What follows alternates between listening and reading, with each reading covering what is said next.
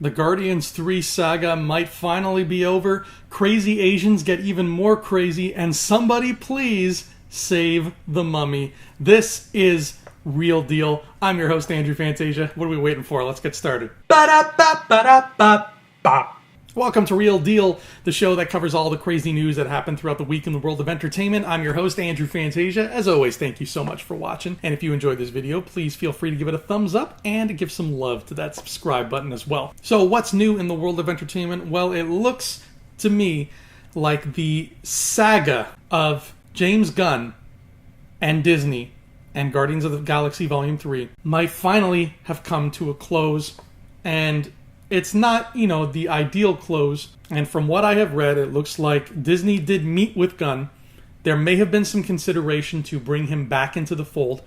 But it looks like their final answer now is that James Gunn will not be directing Guardians of the Galaxy Volume 3. However, it does look as though they're going to use Gunn's completed script for the movie. So I know this is not by any means an ideal situation. The internet has been full of people giving their opinions on this matter. I gave my thoughts a couple weeks ago. That video still exists, so you can always watch that if you want to know more. But I take it as kind of a silver lining that we're at least getting his script. In fact, if I had to pick between him only directing or him only having his script, I think I would pick just his script, because I'm sure there are a lot of talented folks out there who could pick up a camera and make this movie look good. However, James Gunn is the only person in this world that I trust to know these characters and to know how they will act and what they will say and where their story needs to go in order to complete their arc. Anybody can film them doing these things. Anybody can say, okay, now run from here to there, Chris Pratt. Okay, go, action. But only one person, I think, has the soul to finish this trilogy, or just to tell the next chapter in the story, if we're getting more Guardians. I hope we do. And that person is James Gunn. So if I had to choose, I'd much rather that his script be the one that's driving the story. And I think that that's kind of the best way we can look at this whole unfortunate situation, is that at the end of the day, maybe Disney will get somebody in there to do rewrites. Maybe. I hope not. I mean, that'd be a waste of time and money for them, because I'm sure the script is fine. And hey, if you want to hire somebody to do those rewrites, just hire James Gunn's brother, because he hasn't done anything wrong, according to you.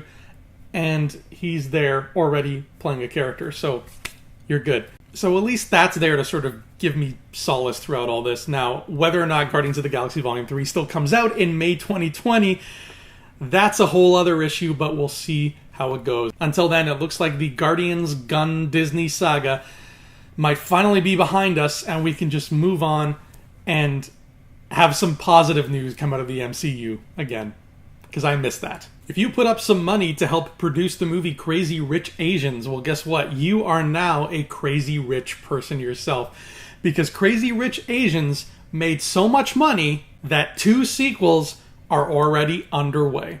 The film is based off a book, and that book is part 1 of a trilogy of books, which also includes China Rich Girl and Rich People Problems. Because Crazy Rich Asians was a massive explosion of success, now we are going to be getting China Rich Girl and Rich People Problems in the near future. China Rich Girl is already in early stages of development. That's how fast they greenlit that bugger. I actually didn't make it out to see Crazy Rich Asians this week. I only had time to see one movie, and I picked The Meg because it's The Meg. But clearly everybody else in the world made that time, because Crazy Rich Asians, you know what? I would not be surprised if it ends up in the top 3 highest grossing films of 2018. I would not be surprised. I don't know what the standings are right now. I think it's Infinity War and then like Black Panther and something else.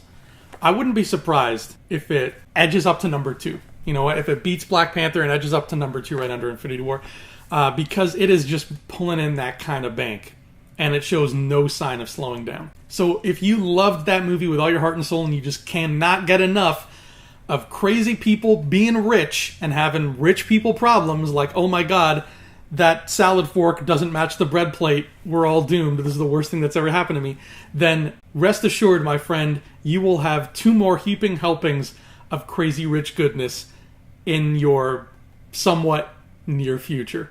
So congratulations to the movie. I'm glad it did well. It's nice to see a book series adaptation pull in some serious money that isn't about sparkly vampires or BDSM sociopaths. Humanity's winning.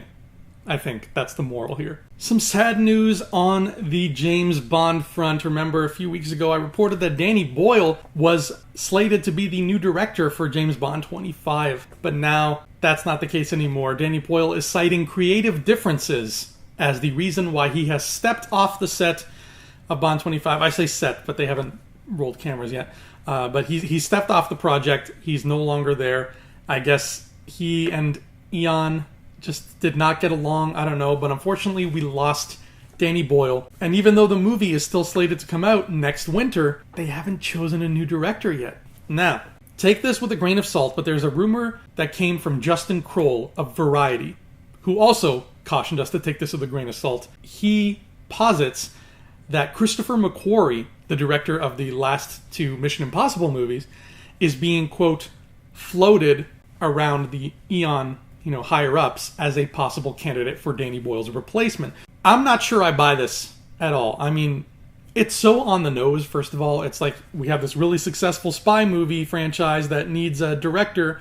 Let's get the director who's currently helming the other really successful spy movie franchise. It feels like it's too obvious, and they're in competition with each other. If DC announced Justice League 2 tomorrow, I doubt that they're going to run to Joe and Anthony Russo and say, please God, direct this movie for us. I'm sure they'd like to. Besides, Christopher McQuarrie just finished a ginormous movie, the biggest Mission Impossible movie yet. He just finished it.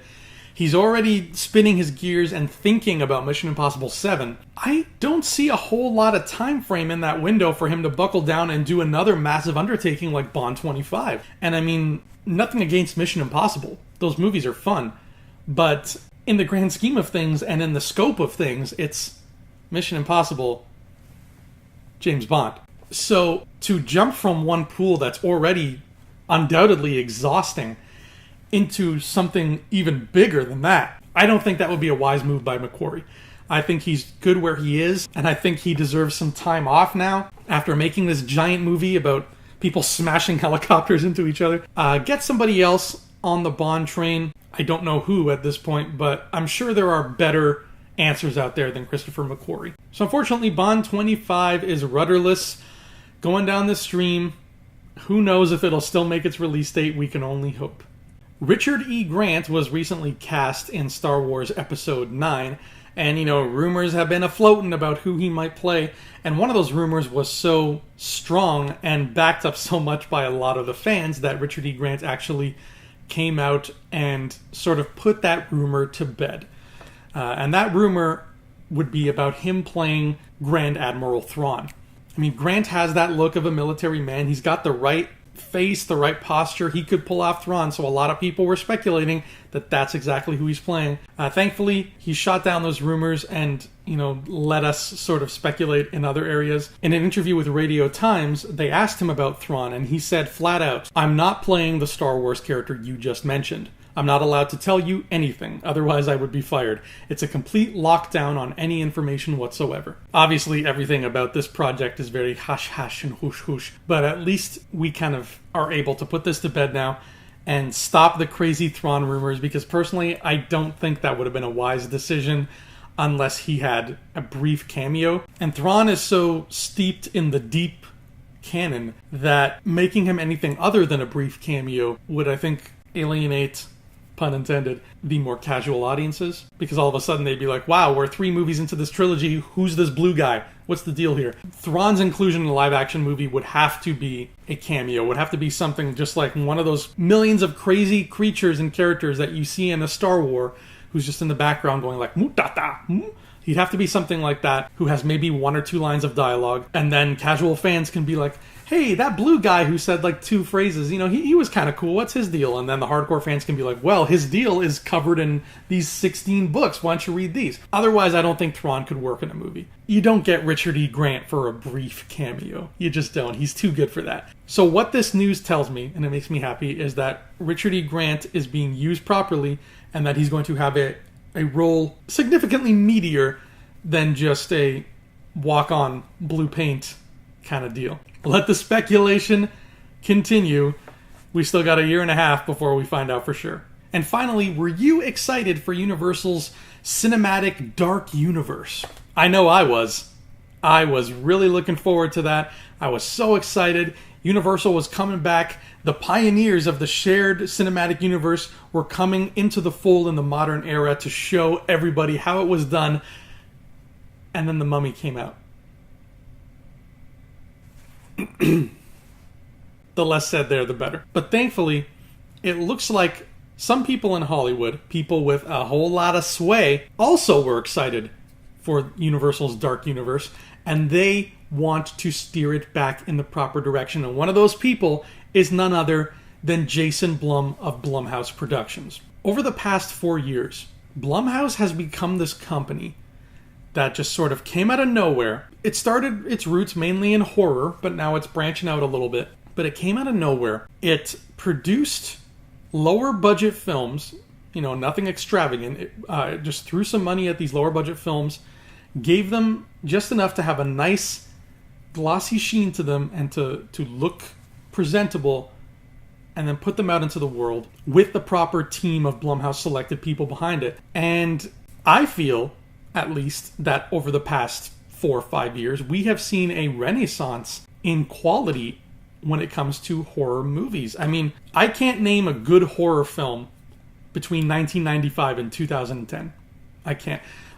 Not one that's like universally beloved and everybody's like, oh yeah, watch this. This is a great horror film. I can't. Between 1995 and 2010, I cannot think of a single horror film that fits that bill. Maybe the first Blair Witch, maybe. But I know lots of people who hate the first Blair Witch too. I'm talking about movies like Exorcist, like Poltergeist, like Halloween, movies that are staples, that are horror masterpieces that stand the test of time. Then Jason Blum started making his mark.